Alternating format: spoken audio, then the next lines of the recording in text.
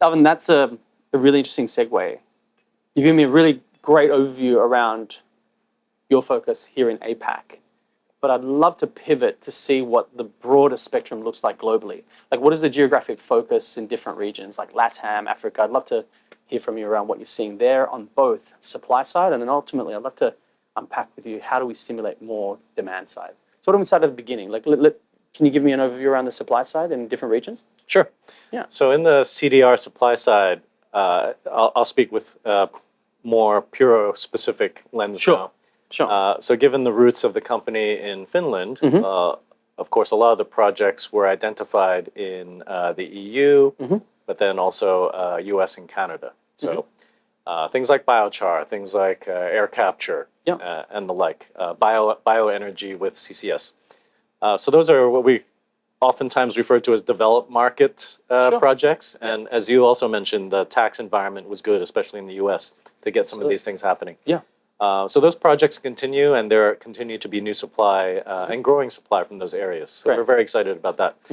But you can say what's equally or even more exciting is getting Africa, getting Latin America together with contributions from Asia and Australia onto the map. And we're seeing that. Great. So we're actually seeing a lot of interesting and scalable projects happening in Brazil, in Bolivia. A lot of these are biochar oriented today, but we could see other methods working there.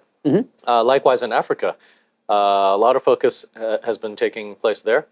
And it's not only biochar. So recently there have been announcements about direct air capture in the global south. Now, it turns out that in Kenya, you have the ability to do that in a practical way because there's the ability to tap geothermal energy. So this is on the topic that you mentioned earlier around if you can tap clean energy sources.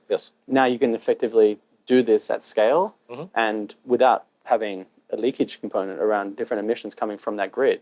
Yeah, so we've got a project developer announced that, Octavia Carbon, and then I think just yesterday... So that's a DAC facility in where, in Kenya? Kenya, DAC facility. And then just yesterday or today, Climeworks, a company that we're now working with for some of their other facilities, they've announced plans to move to Kenya as well, or establish a site there. So there's lots happening on the in Africa. That's great. And so now that's leading, I should say, to more capital investment in the global south. Benefit. Yep, we see that. Deploying these new technologies, so the technology transfer component, and then ultimately leading to outcomes, which is on the CDR side. It's a win-win-win.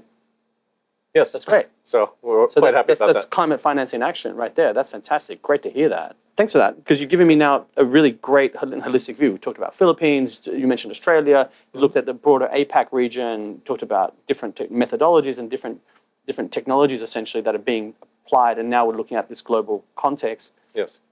That's been your focus, right, in terms of stimulating a market. Phase one is let's make sure there's supply, and in parallel, very closely followed, phase two is ultimately let's build up the demand side of it. You mentioned earlier around companies that are really innovating and helping to promote really these technologies and ultimately supporting them. Can you give me examples of ultimately how we scale the demand side? It seems that there's a lot of cheerleaders for CDR on the enterprise side, so corporates globally. How do we harness that energy and momentum and even scale it to, like you said, the orders of magnitude greater? Yes. So these are observations in no particular order. So shoot. So again, under the context of how do we build a services sector from millions of ton scale to billions of ton scale? Yeah. So you need some early movers. So the early movers have tended to be companies that have the ability to pay. Sure. And so strong balance sheets. Balance sheets. Would it be fair to say relatively low footprints comparatively? Comparatively, yes. I mean, there's multinationals, but relative to balance sheet, is that a fair observation? Yeah, comparatively, that's what we would observe. So these are companies that are have the ability to catalyze. So we see these in the technology sector. We see these in the financial sector, professional services, but also certain very brand-focused companies, right? High-end pharmaceutical, healthcare, skincare, et cetera. So that's where some of the early movers are, but that's a finite number. So if they can help catalyze these services, gradually crowd in more suppliers, project developers, get more and more solutions that are affordable, then that brings in other participants who need to obviously address their residual emissions, but they need the price to make sense. So Exactly. the early movers will make it possible for the other sectors that are more price sensitive to gradually participate. Sure. You don't have to go all in right at once. You include it in the portfolio together with other carbon solutions, and then over time, raise your ambition as and when things allow. But at the same time, you also need regulation to give some guidance. Of course. And Yep. that's coming. We see that in various forms. So these levers working together will build that market and get it to scale. I like that analogy, levers. Ultimately, again, we have the North Star, we know where we want to get to or we need to get to, and ultimately, how do we stimulate that, right? So you talked about the catalytic role of the enterprise demand side of things, the institutionals, you mentioned financials also playing a key role, Yes. and obviously capital is flowing into these types of technologies, methodologies, the infrastructure that's underpinning it, both the literal and then the digital ecosystem. It's reminiscent, I think, of other technological kind of shifts. When you think about, Web 1.0, right? And we look at the evolution and the speed and scale of and access to information as a result of an evolution in constant iteration and improvement on the tech side. Ironically, many of the clients that are actually buying a lot of the CDR solutions, Right. it's been a continuous focus on improvement and ultimately delivering a solution that's now ubiquitous, right? Yes. And so is your hope also that CDR and carbon markets in general also become a ubiquitous marketplace that's accessible to all in terms of opportunity and in terms of employment and technology? And we touched on, obviously, on the sequestration potential. Yeah. Is that a fair? So absolutely, we want to make it a service that is it's a critical, as we talked about earlier, it's a critical service in the net zero equation, Yes. right? So And I like how you phrase that, service. So you're thinking about it like as carbon as a service? yes, right, because if net zero proceeds as we all hope it does, companies, countries, individuals reduce emissions, Yeah. then there will be this residual amount. So you will need a carbon removal services sector to address that part. These two things combined are what you get, or what make net zero possible. So obviously, we want to build up that services sector. That's really pragmatic. You need a lot of participants to make that happen. But that's the same as financial markets, right? We talked about asset classes, and my thesis that carbon isn't becoming an established asset class or one that's emerging, certainly. The services sector is critical, right, to deploy that and embed it in and change behaviors, right? Both at the enterprise level, institutional level, and at the market level. So yes, really and it's got to be a massive sector. So again, just using round numbers, if you assume that the cost of emissions cleanup or removal is $100 a ton, Sure. $100 a ton times 10 billion, well, that's a big number. So a trillion dollar services sector. Sounds like a big number, but that's a fraction of global GDP. Yes, Or completely. fraction of forecasted future global GDP. Yeah. And that's something we need. To make that happen, you need everything. Finance, you need engineers, you need entrepreneurs, you need people operating these. You need buyers, of course. You need buyers, yeah. Buyers, of course, some will be voluntary early movers, but eventually it needs to be regulated. So there will be some kind of regulation that frames how it is you have to address your non-abatable residual emissions. Sure. So all these things, we already see signs of it today. It's about how they come together and then become that ubiquitous thing. Yeah, I really like that. And look, obviously I'm a big proponent in terms of the regulatory capture component and ultimately helping, use the cap and trade thing of a stick and a carrot, right? And the regulation piece is really important, but it does move at a very slow pace. And that's what history has shown us. Hopefully it accelerates much more quickly. But you talked earlier about the innovation hub.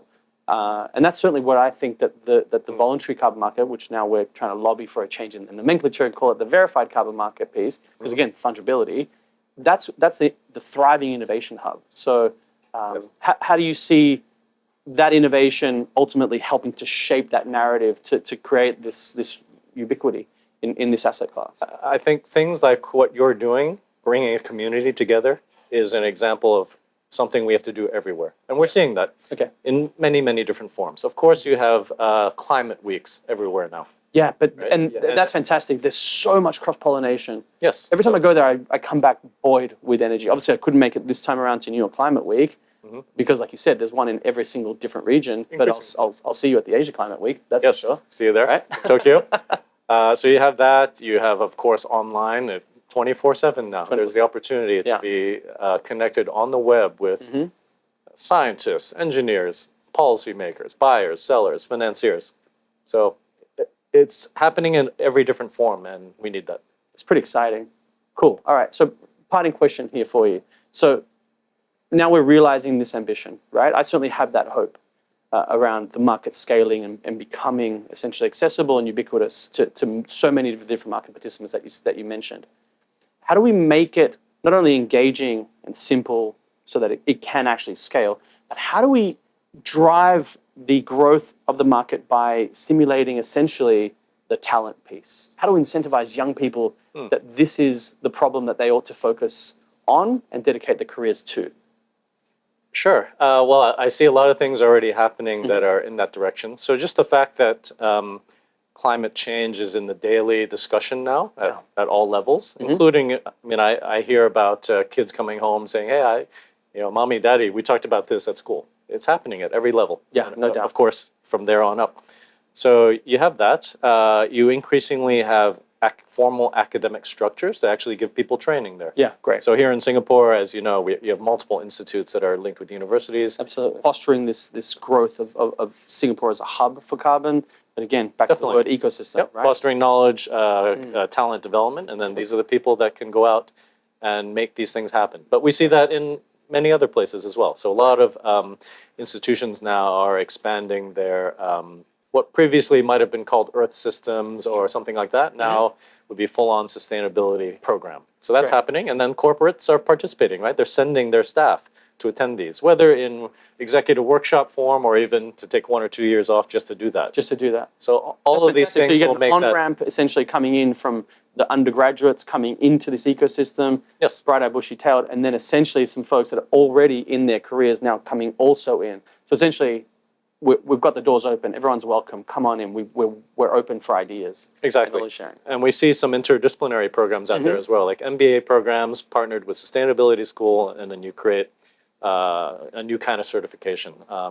We even see that in the financial world. Like CFA program will have ESG studies. Now I'm sure they'll have carbon next as a focus, just to get the financial sector more and more informed. So I also see that in accounting and legal. Definitely. And my thesis has always been, once the lawyers and the accountants get involved, that's when stuff actually starts to happen. It might not be as fun, it might not be as sexy, but certainly that's where we end up getting the traction. Key enablers, yes. Key enablers. Good stuff. That was fantastic. Thank you so much. I really appreciate it. Great to talk to you. Thanks again. And cheers. Cheers. Cheers.